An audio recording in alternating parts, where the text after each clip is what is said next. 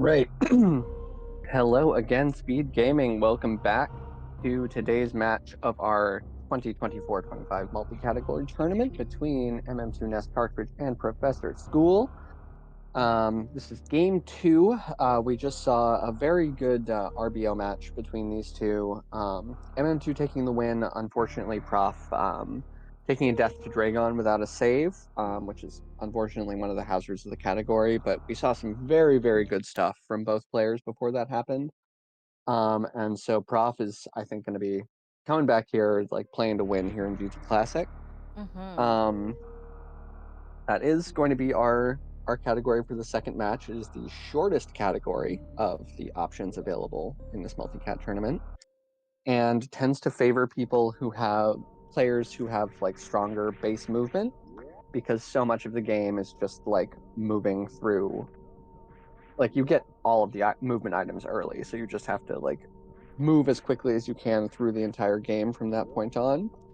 And I think since this is Prof's, or no, this is MM2's pick. I think Prof does have like a slight movement advantage, like not enough of one that MM2 couldn't absolutely take this. But I do think of this as this in any percent, and I guess Hundo I think of as being the categories in here that are the most like where the advantage is most going to be based on movement. And yeah, Prof is like does have slightly stronger vanilla movement. If I'm remembering everybody's PBs correctly. I think Prof has a 42 any percent, and MM2 has a 43. Yeah, we will see what items they typically pick up, but Tharkus, you're right in that they can pick up whatever versus GT Max for you. Have to skip it so you get that 135%. So. Yes, we are. I am. Oh, MM2 bonks. Yeah, getting owned by Steamed a little bit. Prof, meanwhile, 4604. GG Wow. Prof. Shout out to be Prof. And yeah, I would be shocked if we see anything other than 2 tank boots from both runners. Like going 1 tank in a race, there's no reason to do it if you're getting boots anyway. And going bootless in a race, there's no reason to do, period. So so yeah, I'm expecting 2 tank boots. 2 tank boots. Which I would say is probably the standard GT Classic pre-Lava Dive loadout for most people. You can go down to 1 tank with boots. It's just obviously a bit sweatier. Having 2 tanks gives you a second attempt at the Lava Dive if you fail it somehow, and potentially lets you survive a Namihe Flame. 1 tank with boots, you get 1 chance. Just like 2 tanks with boots, you get 1 chance. Or 2 tanks without boots, you get 1 chance. I see what you're saying. Some people do 1 tank bootless. By some people, I basically mean Ruya and Behemoth.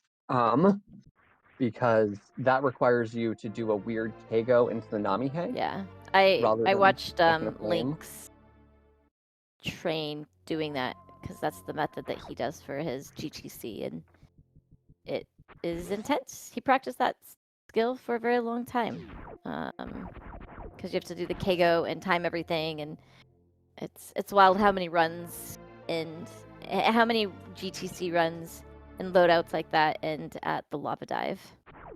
Yeah, I mean, hell, I get 2 tanks and boots, and sometimes my ends end at Lava Dive, so... Just get good then. Yeah, Please. I mean, it is in fact a skill issue. I'm just kidding. As someone who's, I'm talking all this even crap, run and GT no, Classic? no, because I don't have a sub 50 yet. We've went over this, so close, but no. So that gives me extra permission to talk crap. They're pretty synced up right now. The beginning is just look like at any that! Look at that! Perfect sync into climb. Love it. and I should not have friggin' said anything. I'm sorry, Prof. I'll take the blame for that one. Wow. You know the rules. If you speak it into existence, it stops happening.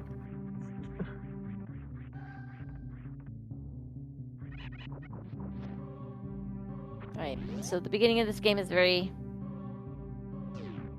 classic to what the beginning of Super Metroid is. Yep.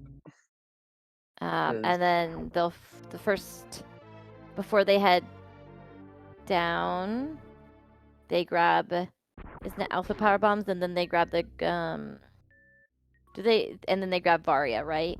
yes. So the route we're going to see for this is that we're going to, assuming 2 tank boots from both players, we're going to see them do the standard like early game up to the standard green Bren. We're going to get early supers.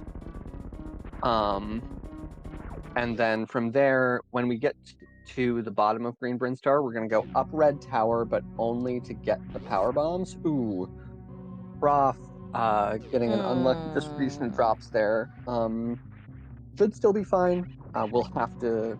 I don't know. I forget if he normally does Doorbunk Terminator, but I think he's going to be forced into Doorbunk Terminator because he needs that missile. But yeah, we're going to see them go down here, get Terminator tank, then go down to Green Bryn Star, clear that out, get the early supers.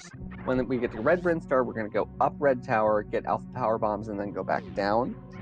We'll go to Kraid, kill Kraid, get Varia, go down into Upper Norfair, get High Jump Boots and the High Jump Boots E-Tank. And from there, we will go through the Lava Dive. All right. Prof also going to have to do the slower 4P shot farm on these Zeelas here, but it's not a huge time loss. It's just a little bit. MM2, if he wants to, can do the faster 2P shot 1 missile farm.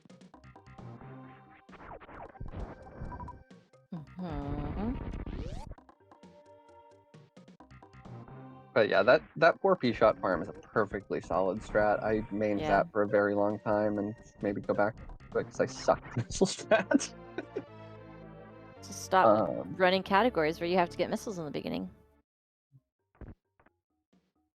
Well, I mean, I've got an even better solution, which is just stop. Just stop. Just stop. I mean, I guess I kind of have. I am taking a little bit of a break from running the game. Yeah. Did we explain what GT Classic is? I don't think we actually did. So for anyone who is not familiar, what our runners are doing here is they're going to rush. They're going to get a couple of tanks, high jump boots, and various suit. They're going to rush to Lower Norfair, and as part of Golden Chorizo's initialization code, when you enter his room, there is a debug code that the devs left in. So if you enter GT's room through either door, holding all 4 buttons, so A, B, X, Y, and no other buttons, when you hit the specific magic frame, the game will replace all of the equipment that you have with 700 energy. It looks like you have 7 tanks, but it's only 700 instead of 799. 3 full reserves, 100 missiles, 20 supers, 20 power bombs, and every major item except for screw attack, which you then get after the GT fight. And so, yeah, unused debug code left in the game. Technically, it's part of BT's code as well. It's disabled for BT. But BT and G, funny enough, are actually the same enemy. Their initialization code just checks whether they are in Criteria or Norfair to determine how much HP and how much damage and all of that. But they are the same enemy in the game code. But yeah, and so basically once you do that debug code and get all of those items, that's like everything you need to beat the game and more. So from there, you just go kill Ridley, kill Dragon, kill Fantoon, and it becomes like a boss rush. It's like... Interesting. Code is so wild. I mean, this game's code especially, because it's like, even the stuff that works properly is spaghetti. Yeah. Smell and ask, wait, can BT spit out the bugs? I don't believe so. I think that that's probably disabled as part of, like, the check for which area you're in. You would have to ask somebody a bit more knowledgeable. Um, Someone I more think I s knowledgeable than you in this game, I exact? I think I saw Nada in chat. Wow. Comes No, no, we do not recommend running Super Metroid. I do. No, don't put me in there. Do not group me in to those lots of you. It's the royal we.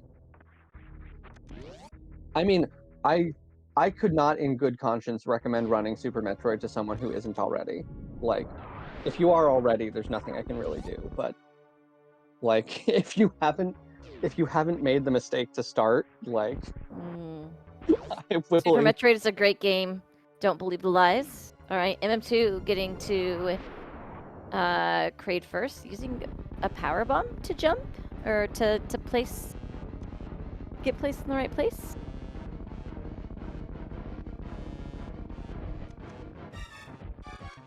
Alright, MM2 cleaning up the crate quick kill Mhm. nicely here. Not getting any Professor right missiles. on his tail. Kind of annoying, but shouldn't be a huge deal. Um, so yeah, we'll have the lava dive, which is kind of a scary thing. But then after lava dive, we'll have the real boss of GT Classic. No missiles for Prof either. Huh. Mm. Great being very stingy on the ammo drops. It will be the green gate glitch. Yeah, that's the every runner's most favorite trick. That is super easy and never stupid and never breaks completely for no reason, leaving you unable to do it when in practice you pulled it off first try like 6 times in a row. Not speaking from personal experience here, why would you think that? Okay. Sorry, my cat was in my face. Oh, okay, I I wasn't. thought No, you no, were no. hitting okay, yeah. No, no, no, no, no, no, no. I know. I was like, "Oops, I'm not muted." No, it's my cat. She's like in my face, so I'm like, "Okay, okay." And Exact just expects that from me. Do you see this chat? Oh no. All right. Grabbing Oh, the second energy tank, the high jump boots. oh, that's an interesting little farm there from Prof. I like that. He missiled that top over there. Mhm. Um, it didn't end up panning out for him, but that is like a 20% chance of a super drop, which Oh. so in this category, in races, I expect that we will see both runners farming at purple bugs to get to full supers, but optimally, you don't want to farm at all, which means that with boots, if you get boots, normally you will have one chance at Green Gate Glitch, and if you go bootless, you will have two chances because you didn't spend a super to get into high jump area. Um, Mm. and so that farming that Sova there does give that 20% chance of having an extra super, which if you don't farm is an extra attempt at GGG.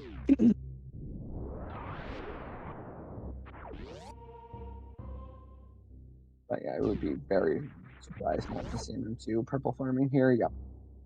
Also, I'm this farm going to. sucks. I hate this farm so much. Yeah. Tell me more. It's very easy to blow the bugs up. Well, especially if you have wave beam or if you farm with bombs. It's not all that difficult to kill the bugs in such a way that their drops are just far enough in the ground that you can't pick them up.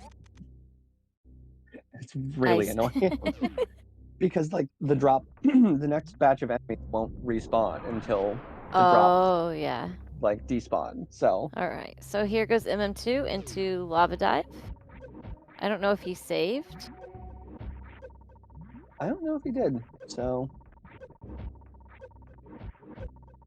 just don't get hit. Nice. Made it out. All right, and you can see there, even with one tank, you have a non-zero amount of leeway, but it would be very, very close if Thanks, Nada. MM2 were one. one thinking there. Neither runner saved before dive. Yeah. Exclamation IFB indeed. There's a question about spaghetti code that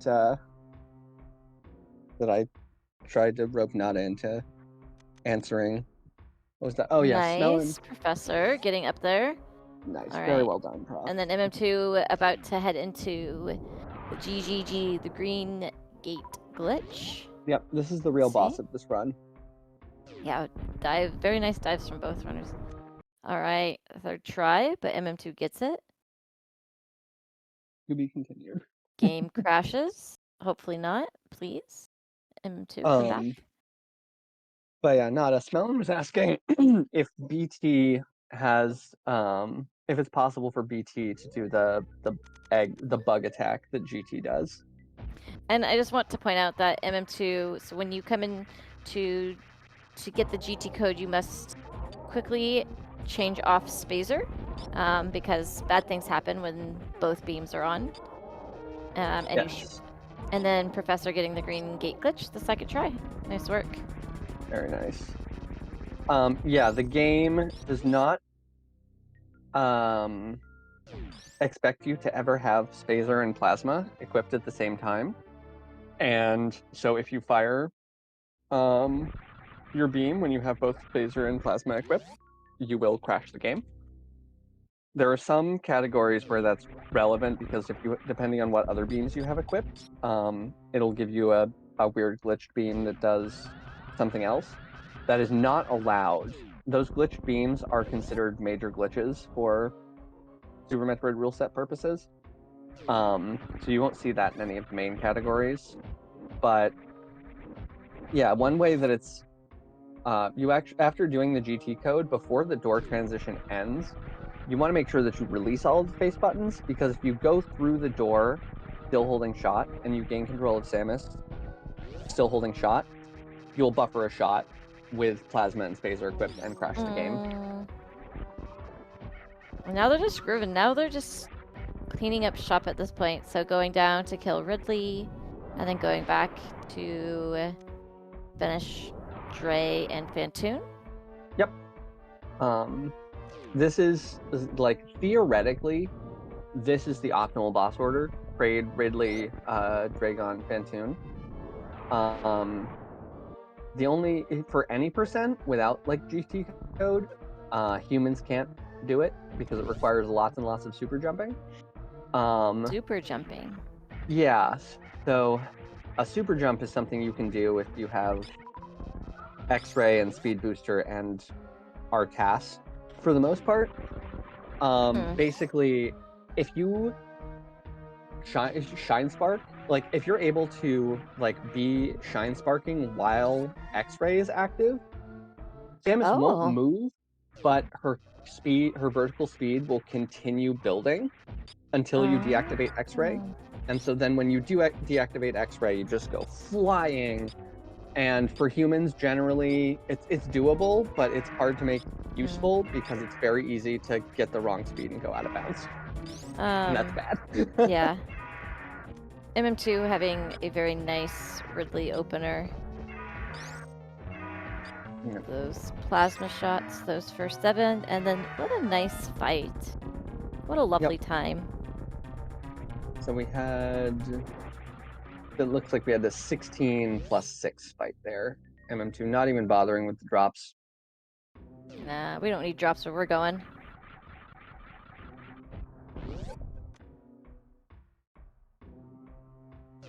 Nice, and it's also nice to be able to just tank a bunch of damage from Ridley to throw some more shots at him. 6, 7. Nice. Clean Ridleys from both runners. Yeah, very, very nice Ridley from Prof. And doing 18 plus 3 instead of 16 plus 6. Every 3 super missiles is equivalent to 2 charge shots, but 3 super missile on Ridley. But 3 super missiles you can fire in 1 second. 2 charge shots takes 2 seconds. So.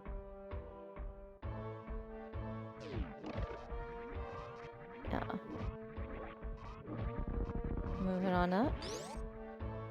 Did we know what their GTC times were? PBs, I mean, by chance? Other GT Yes, Classic people. PBs? Yeah. I do not know offhand. How dare you not know? It's fine. I forgive you. Like, significantly better than mine, I can tell you that. Yeah, so to Dre, right? We said Dre Yep. and then Phantom? Yep. So That this, is mm, mm, I was just gonna say this lets like you can route very, very efficiently because it's like kind of a similar idea, but like as like why Fantoon first any percent is faster than Crade first any percent, just kind of taken to a different level. But yeah, if you're able to basically the way to make your route faster in Super Metroid, like the biggest thing you can do is only visit Norfair once. Like any category that mm. is able to visit Norfair once will save time over like an That equivalent makes sense. with a double Norfair visit, which is why Mm-hmm. like single Norfair RBO is the world record route, and why like KRDP is the TAS any percent route, and why GT Classic routes it this way because you just Mm-hmm. like you go to Crade, you go all the way down, and then you just come all the way back up to Rec Chip, and then you're right at G4. It's just like there's no more efficient way to route this. All right, unfortunately, we're seeing the Shine Spark from MM2. I really hope Unfortunately. Prof makes my day. Oh no, there's like GT Classic because of the fact you have space jump in places you don't normally have space jump. Like there are some really really cool and unique room strats, and one of my favorite is Mm. probably the one in Everest. We'll see if Prof makes my day. Is it faster than doing the Shine Spark? Um, Optimally, yes, and not much, but it's possible to. We'll see what Prof goes for. All right, MM2 doing that Nice. microwave beam. All right, Prof's Mm-hmm. gonna Shine Spark too. Yeah. So what you do is you hop up onto that first little hill. You get run speed and you do space jumps up to the top, and then after the last space jump, you do an angle shot to open the door, and then you aim down. And if you do it properly, you'll fly through the door in such a way that you can just immediately shoot down and go down the hole to the bottom of Crab Shaft. It's a very, very cool strat. It sounds like it.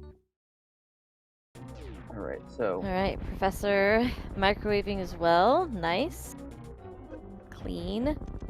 yep. So I see people. That's something I've seen people starting to do recently on Botwoon.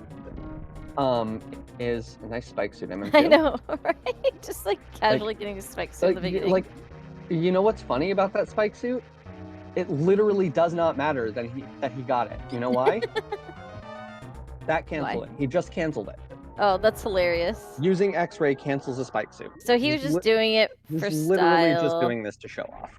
He's so silly.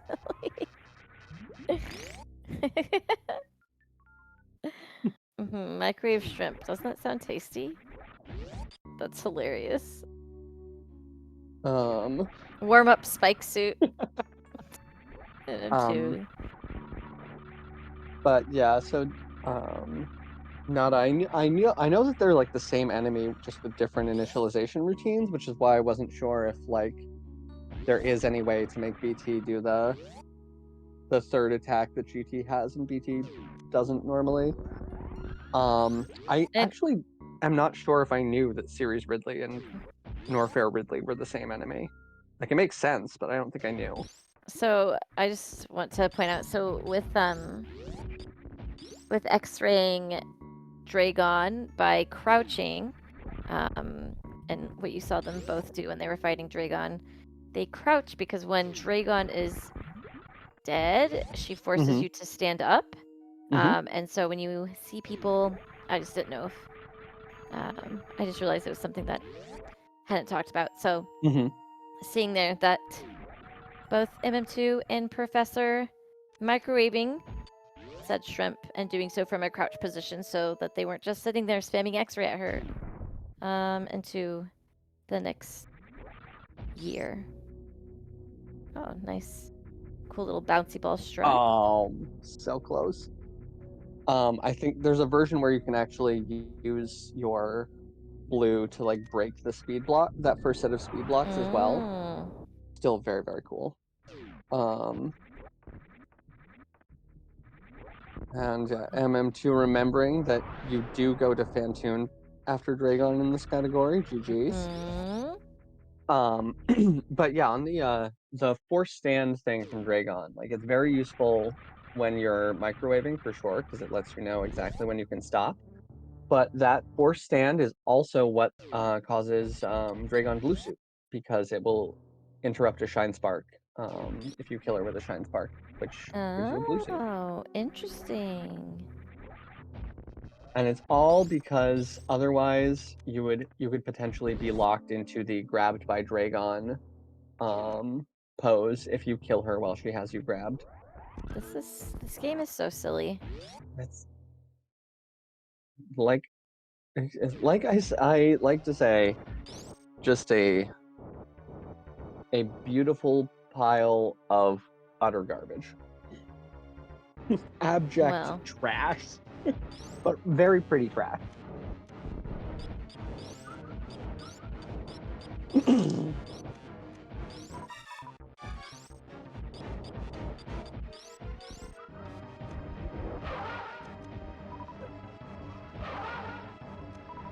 microwaving Fantoon. MM2 making that look easy, but it's actually very annoying to microwave Fantoon. Yep. And Professor on his trail.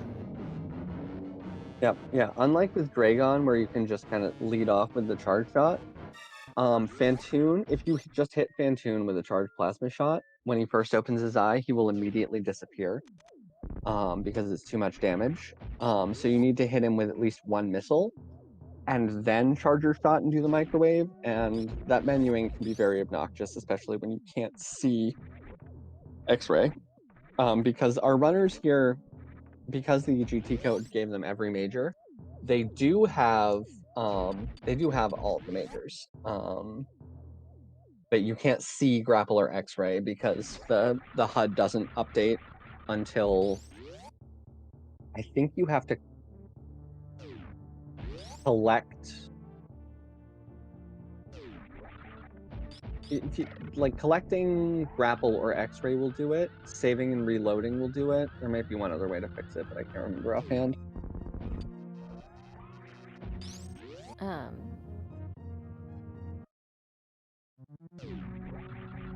So yeah, Nether and Go mode just heading to G4. And like you were saying at the beginning of this match, exact GTC is a very quick category. I think world record is low 30s, right? 32, 31, 31, if I 31. remember Yeah, correctly. something like I that. believe Bihi has I think Ria has a 31 as well. But I think Bihi does have the record currently. Let me 32:16 says MM2. 32:16. Okay, Behemoth. I thought Bihi had a 31, Nobody but has 31. nope. That is, I am fact checking Nobody myself. nada? No, I'm just kidding. Yeah. Um, I know, I said the same thing, Stashio. yeah, we've got 5 32s on the board.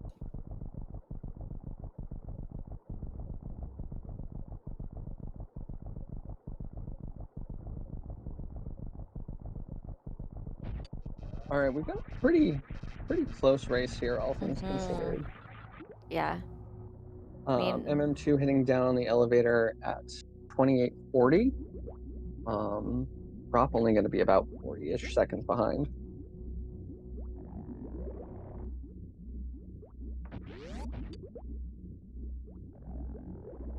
I know Nada. Sashiono made the same joke at the same time. It was kind of funny. Oh, it's so silly. And not a 31 GT Classic win. See, that's purely a meme. I would never tell someone to run GT Classic. I think it'd be That's fun to learn. it's a- it's an interesting category, but I just like it's always been the one of the big five that I've vibed with the least. It's like it's cool. It's just Mm. it's one of those ones that's like it can be hard to Mhm. force myself to play it, mostly because of Mm. Green Gate Glitch, if I'm honest. Uh, Mhm. Hey, remember yeah, that no, time I got you to do map randos? yes, yes, I do. Okay. I just thought of gate glitching in you, so. Uh. Okay. Oh, and oh, Yep. he got it. Okay. Yeah, the baby MM2, bounces off just the edge learn of the the screen stachio weird. skip. You're pulling a Carl and you're being stubborn. Fine. Everything's fine. Emrock, you've met MM2, right? I know. I have. MM2 is great. Right? Stachio Carl and his. This is the hill I will die on, the boomer skip. Fine. All right, very nice. Down back step skip. Yeah. Again, making that look easy peasy.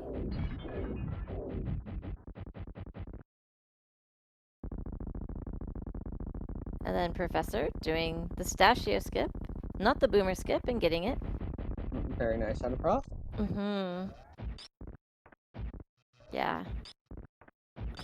MM2. I feel like I could see Carl Rod's name and place there instead, and it would sound the same. Oh. Eating supers, Professor? I mean, yeah, Carl did retire again, so. Alright, going for the other Zeb skip. Oh, that's a bummer. What? So the reason that you would do that second Zeb skip in GT Classic is to avoid pausing. As you'll see here, MM2 has to pause and refill from reserves in order to be able to do stand-up. Yeah. Prof wanted to be able to avoid that pause. Oh, but then, Unfortunately, it took yeah. just enough damage, took like 2 damage from the acid, but you need to be at the full 700, I which, see. and you can only do that if you, MM2, you didn't need to damage down. Why? Why? Because MM2 is his own person. Um, but yeah, so unfortunately, Prof did not get that pause list, but thanking that hit anyway. But it's not a huge time loss, but it is a few seconds. Yeah.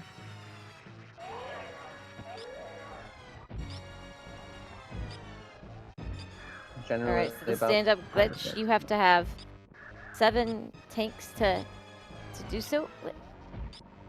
Yeah, you need a minimum of 700 energy.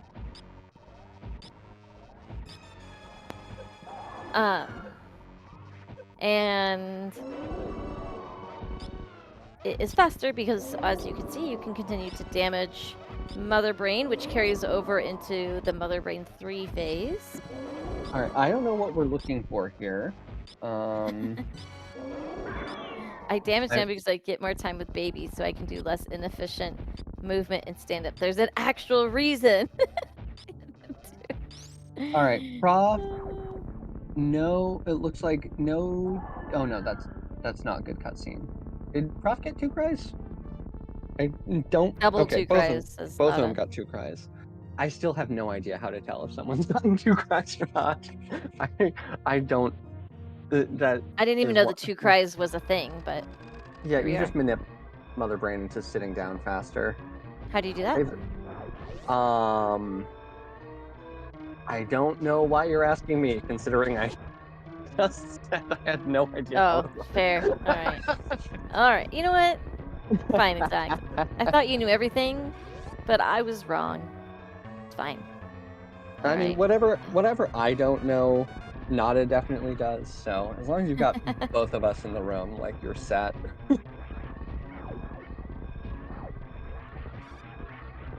Professor trying to charge in Mother Brain's room, which isn't it the shortest short charge? Or is that Ridley's room? I think Ridley Tank is one tile shorter. Oh, MM2? Oh. Ridley's room is borderline impossible for a human. Ridley is a tile shorter than Mother Brain, says MM2. Ridley is a tile shorter. Schooling us while he's in a tournament match. This is so is Ridley Tank the same as Mother Brain then? Because I thought Ridley was finishing 11 at a race time of just kidding. I need the racer. That's 34.50 for MM2. Oh, you got it. Thank you. So very solid run there. GG's MM2. Okay, you meant Ridley Tank. Cool. Cool.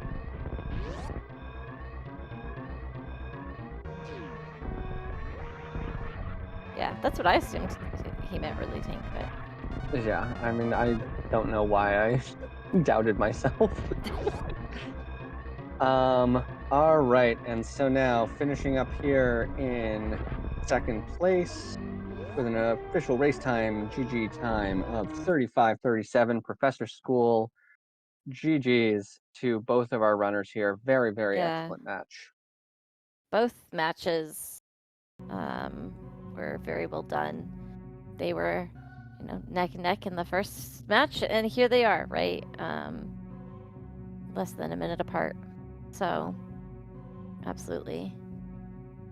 Both runners should be very proud. Yeah, put on a great show for all of us out here. All right, so we will see if we've... we'll probably see...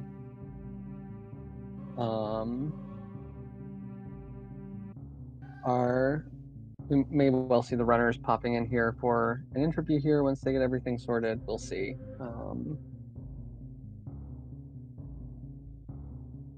Right now, looks like they're just debriefing the match a little bit in the race room, and then hopefully will join us. Yeah, MM2, I think, may be listening to me.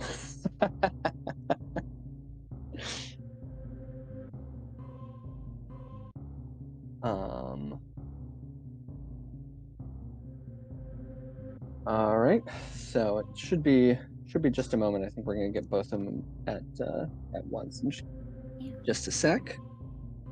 So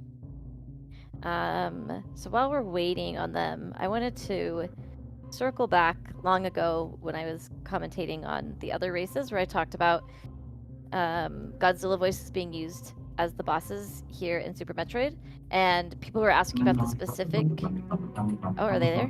Bosses? I'll finish this thought after our interview. So hello, GG's. Hello. GG's Prof. GG's gamers. Welcome in. GG's. We are here. Runners. We did it. Good matches. We made it. We lived. I'm looking at my credits right now, and the first name that always comes up on special thanks to is Dan Osen. And I just wanted to point out to folks that didn't know that Dan Osen is the one that does the voiceover or the intro that we always skip. In that intro cutscene, when it says the last Metroid is in captivity, the galaxy is at peace, that's Dan Osen. So that's special thanks there for voiceover guy in your credits. So you're welcome for your little tidbit of trivia this morning. Also, Force. Your Force. Your Force? Yeah. That's neat. I actually didn't know that. What? I feel like that's not the only thing they're specially thanking for. In my lore, that's it. Dan Osen came in, did one take of that, and was out the door. Then he's in the credits. It's like the joke that there's the voice actor that did the Roadrunner, but didn't do the beep beep, just did one beep, and then they just duplicated it, so they paid him half as much. Okay, I needed a joke just to loosen things up a little bit because I'll just say GG. MM2 played exceptionally well, and I was not able to keep up. And generally speaking, I think the races were quite good. It's a shame that I got RNG dicked by Goop at Dragon, but generally it was rather competitive, I think. I'll just say this real quick. I was 4-0 in 1v1 competition against MM2 up to this point, and in every single one of those victories, I did not play well, and I won because MM2 collapsed in one way or another. He and I have been trading PBs back and forth for a long time, but I think if you asked anyone in a blind poll, they would give him like a 60-40 chance to win most of our matchups because he's always just a little bit ahead of me, and he's always just a little bit more efficient owing to largely the amount of time that he puts in and to slight degree the hitbox keyboard efficiency. But I take nothing away from the victory. MM2, it was an incredible victory. You played very, very well. You executed everywhere where you needed to. You had a very, very clean high jump boots GT Classic, and you deserved the 2-0 win. GG's. Thank you. Yeah, I've definitely like enjoyed both our friendship and the races that we've gotten to do over the past few years. It's always good to be able to chat with somebody who has a way more level mind in thinking about this game than I do. You definitely just have I think you have a way more efficient approach to practice than I do, and I think if you had like the time in real life to put as much time into this game as I do, you'd be like miles ahead of me. So that's very kind of you. Thank you. I'm honored to be able to keep up with you in this way. Also not be completely winless against you. No, it's always fun. It's always fun. And you hear like people who do these interviews after races when they race a friend, and it just feels a little bit different. I mean, I think for the most part, everyone in this community is pretty friendly to one another, even if they're not tight. But when you race someone who you're really close with, when I race like Zeb or Nevdi or MM2, and I'll stop naming people because then I'm going to start offending people by not naming them. Like you race any of these people and it's special and it's nice when it goes well.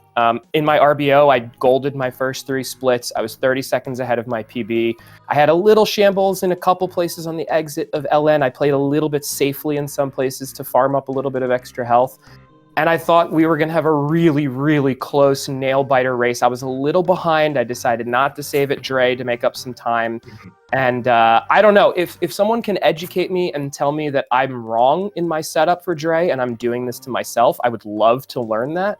But as far as I can tell, I had Goop going above and below me, and I just got completely hecked by RNG. And if that's the case, then, you know, that's Super Metroid and that's speedrunning. So yeah, I mean, that's what happens when we run volatile categories. To my knowledge, I'm also happy to be educated, but to my knowledge, you just got completely blasted by RNG.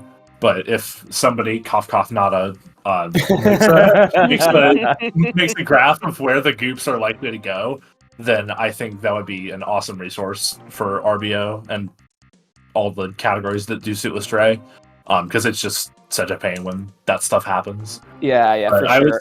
But I was really happy. I was pretty happy with my RBO. I played it really safe. I also decided to do Prof's route for a couple of reasons. Number one, it's safer than mine. Number two, it's cool to watch 2 runners do the same route, and it's really rare to get to do that in RBO. So I thought it'd be a good showcase, and then it was a really, really good showcase. We were neck and neck the entire way. It was awesome. Yeah, I was watching. It was so good. I can't wait to watch it back. I had the stream up, but I had comms muted because I didn't want to get distracted. Same. Yeah. I wanted to provide nothing but the best I could do. So I knew if I heard comms, I would be likely to talk more in chat. And sure. That's not a good idea in RBO. Well, there's a bunch more that I would like to say about sort of my approach to the race and stuff like that, but I'm going to sort of stay quiet for a second and see if comms, who I'm sure did an excellent job. Thank you so much, by the way, the 2 of you. If the 2 of you have any questions specifically that you wanted to address from your perspective from the booth. Yeah, I don't think I really have like all that much specific. I didn't write anything down or anything, but it was like a really, really fun race to watch. It was like, it's always nice when stuff is like, when races are like close throughout, and that GT Classic race was like very, very close. Like you finished within like 45 within 50 seconds. Within 50 seconds of each other. Yeah. Really, really good. I made up a little bit of time in Turian, but generally speaking, I did not execute properly, and I was too far behind to make it really, really competitive. But it's okay. It's okay. Also, I think I might have lied to you in race time. I think I got a slow on Fantune. but I also You did. No, okay. you did. Yeah, I Okay. was watching. Okay, great. That makes my split a lot more sense. But I played 1 second off of gold on Ridley and Bottoon and the G4 split. Yeah, I had a feeling you were and then- cooking, yeah, and and then- you were cooking. Yeah, yeah. good. I Good. was, I'm glad. I was pretty I'm glad. cooking, and then also accounting for no spike suit and no fast Fantoon, I was like within that same 1 second margin on the Fantoon split. Yeah, no, you played exceptionally well, and I'm very, very happy to lose to that. That's an excellent effort. Yeah, we were talking in the race room about why I picked GT Classic, but I think any percent's number one, it's too volatile. Number two, I have less fun playing it than I have GT Classic, and I think max percent GT code has the same. If you're discounting Lava Dive by getting boots, then it just has the same volatility points as GT Classic does, but with all of like Wreck Ship, 5 Missile Fantoon, all that stuff, it has that as well. And I didn't want to risk it on that, and then I didn't know how good my movement was going to be in the whole rest of the game in GT Max, because I hadn't run the category since I got my PB, which was like a month ago. Okay. So I was like, I know I can get I know I can get a 34 if I play well, even with the save. So I'm just gonna put my money where my experience is. Yeah. A ton of practice races with mostly IFB and then some others. So I was like, I've done a million GT Classic races and got really good times in a lot of them. I can just do that again and probably win. Well, I said I was going to stay quiet, but you just brought up your strategy. So if it's okay, Comms, I'm going to sort of clue into mine a little bit. Absolutely. Yeah, so I knew right away a month ago, once the groups were made or whatever it was, that I was banning 100% against MM2, because I know that if I needed to commit throughout the course of this pool play to getting good at certain categories where I felt like I had a better chance at beating MM2, I did not want to go head to head in an hour and 15 to 20 minute grudge match where it's pretty much just execution. And the additional wrinkle there is, even though Hundo is my favorite category and it's one of the categories I have the most experience at and I could do with the smallest amount of derusting, the difference in our routes is enough that, like, if I have a bad Puyo ice clip, or if I have like one input mistake in wrecked ship and I suddenly have to like ship refill or be really safe, like, I'm not going to make up that 30 seconds that I lose in movement to MM2. I'm not. And so my strategic calculation was, it's one of the longest categories that takes, a considerable amount of effort to really bring your time down in. And I saw MM2 pass my PB and then drop to 117 this morning. And I was like, all right, that just reassures my strategy here, which is to not focus on that category. Instead, work on GT Max, which also is very long and has a lot of movement, but very, very, very different strats from Hundo. In a lot of places. So I only had one long category to focus on. I actually, and this is the thing, MM2, I know you said it's like get good at 6 categories instead of 7, but the fact that I know you're banning low ice is a huge boon for someone like me that has very little time in my real life to prepare, because it's one less category that I know I can just throw out the window, right? Yeah. And I love low percent and I'm good at it, but it gives me a huge relief to not have to work on it. GT Classic is very easy to prepare for, and so what I sort of guessed is, like, I'm going to put up RBO because it's very volatile. We have very, very similar PBs, and I can absolutely 100% win that. And I came very close to doing that today. I'm very happy about it. I assumed you would pick GT Max because you would assume that you had a movement advantage on me. I was fine with GT Classic. And the thing that I will tell you that I have not told anyone yet, including MM2, is that we have very different North Korea percent routes. I have secretly been practicing. I have cats out of the bag. I don't really care if I say it now because this was 100% preparing for MM2. I was secretly preparing the Moon Dance route, and I was prepared to bust out Moon Dance if you pick North Korea percent so that we would be even. So every single night before bed, I've done at least 5 to 10 minutes of Moon Dance practice so I could get it down under 90-second Moon Dance room time for the Decora room. Nice. I was really hoping for that. I thought it would have been hype if he's like, oh man, I'm running a better route. It's safer. Like, this is going to be great. And then I busted out Moon Dance and he'd be like, oh no, what have I done? So yeah, the thing is, I had, when I was picking my matches, when I was picking game 2, I was like, I have any percent, I have GT Classic, I have GT Max, and I have North Korea. I'm experienced in GT Classic, especially in GT Classic racing, so I'm good with that. I any percent's just more volatile than anything else, so I would rather pick GT Classic than any percent. Sure. Well, and to add to that, I think you're in my any percents. Times are so close, and I think we've had many good races, and it would have been excellent. And so I was ready for that, obviously, too. Yeah, so. Exactly. Like I figured you've prepared for any percent. I've also prepared for any percent, but I think our times are close enough that the disparity in our GT Classic times. I have a high 33 with bootless. He has a high 34 with boots, but I also have like a 34.20, I think, with boots from some race at some point. So. Yeah, well, to be fair, that is my oldest PB. I have not practiced GT Classic for PB paces. Like, I have not done PB runs in over 2 years. Exactly. Yeah. If I was doing high jump boots PB runs right now, my goal would be a low 34 or a high 33 with high jump boots. Yeah, absolutely. Let it be said, I have no doubt you could beat your 34.58 or whatever it was. I think it's a 59 because I got a 58 and beat you by 1 second at some point. Yeah. No, I mean, it was a good decision. Like you executed and you did what you needed to do, both in the volatile category and in the ones that, were a little closer. I'm glad that we both didn't save going into Lava Dive. I'm glad that we both nailed, I think it was first try GG for you. Your stream froze like mid. It was third. It was okay. My stream froze like right after, and I saw it on stream. I panicked and I was like, "Crap! Did my capture card freeze or something?" Man, I saw the freeze, and it was like frozen on the yellow button, and I was like, "Oh, okay." So he did get through. For a second, I was like, I thought you were resetting or something like that, and I was like, "Oh man, I'm back in it." No, that I could see that happening, but no, I'm glad I didn't like gaslight you with a stream freeze. That would suck. But no, it's all good, man. Thank you for an excellent race, and congratulations on an absolutely well-deserved win. 2-0 feels pretty bad, obviously, but like, what am I going to do? Like, you're a very good player. You put a lot of time into this.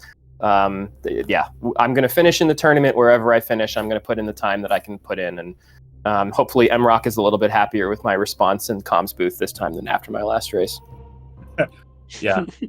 I got nothing but love for you, MRock. I know that is not a shot at you. It is not a veiled shot at you. I know that you want the best for everyone in this community. We so appreciate you for that. We really, really, truly do. Sometimes you just got to feel your feels, and sometimes they're really negative, right? Do. So I don't know. Absolutely. Feeling feels. I'm all about that. So absolutely. Yeah, and I'll also say, of course, huge GGs to Prof. I always enjoy racing you. It's always just I always just have fun racing, and I'm glad that I played well and was able to put up a good show, the two of us together. So thank you, and yeah. So thanks to both Erica and MRock for comms. I'm sure they were excellent. I'll go back and listen to them later. Thank you to Jester for the restream, and I guess I don't know, MM. We're in here. We're both tournament organizers. Erica also a tournament organizer. We got the three of us in here. Do we need to say anything to anyone? Do we need to clean anything up? All the races are scheduled, right? We're good to go? Yeah, all races are scheduled. If you want to sign up for comms, we have 8 p.m. Eastern tonight, P12 versus Glove. That will decide the second place versus third place in Group A. And then we have on Monday at 9 a.m. Eastern, Fuzda versus Idol. Idol's basically playing Kingmaker there. If Idol wins, Fuzda's out, and Dang and Kai get into the bracket from Group C. Oh, wow. If Fuzda beats Idol, then Dang, Kaisington, and Fuzda have a three-way tie in Group C, and they'll have to play a tiebreaker race for that. Holy smokes, that's so cool. Super exciting. That would be really good to see, the tiebreaker race, because it's three different runners with three super different styles of how to approach the game. So, be a really good show. So I'm looking forward to that. Yeah, I hope everyone's enjoying the tournament. If folks have feedback, please feel free to drop into the Discord and let us know. I've never run a tournament before. It was a little bit of a scramble for a lot of different reasons to get this thing together. In the end, we did. It's for the most part going off smoothly. There's been a couple hitches, but we're making it work. And I hope that folks are enjoying the production value and the races. I'm so excited that I can finally participate in my first multi-cat. When I joined the community in 2020, the first multi-cat tournament happened that summer, and all I could do was run I was going for sub 50 any percent. The notion of running 6 or 7 or 8 categories was bonkers to me. So despite going 0-2 today and having some hiccups along the way, I'm really, really excited about the fact that I was able to compete at such a high level throughout pool play, and I hope that I can at least make a dent in some big dudes' armors going into the bracket play. Yeah, absolutely. I also had that same story because we started around about the same time. You might have beat me to the punch a little bit, but we were both in that same not good enough to play in the 2020 multicat, and then 4 years passed before the next one. So, but now I get to play in the multicat, and then we'll see what tournaments come up in the future. But yeah, that's all I got. Thanks to MRock and Exact Science for commentating. Thanks to Jestro for doing all the setup when I'm not around, and also thanks to Jestro for building my keyboard box so I can play on console. Absolute gamer right there. Yeah, shoutouts Jestro indeed. Yeah, well, thanks again, you two, for the race and putting on a great show. GG's to you. Thanks, MRock, for doing comms with me this morning. I had a lot of fun as always. So yeah, MRock, if that's all from me, if you want to take us home. I mean, that's all I got. Thanks again for a fun and exciting tournament and matches and great comms and chats. And what did I say last match? Peace out. See you on the flip side. Or see you later tonight for the comms. But yeah, thanks again, everybody. This was great. And one of the few reasons I will get out of bed at 8 a.m. on a Saturday. So you're welcome. Thank you. Easterners. All right, just kidding. All right. Have a great day, and thanks again for the good matches.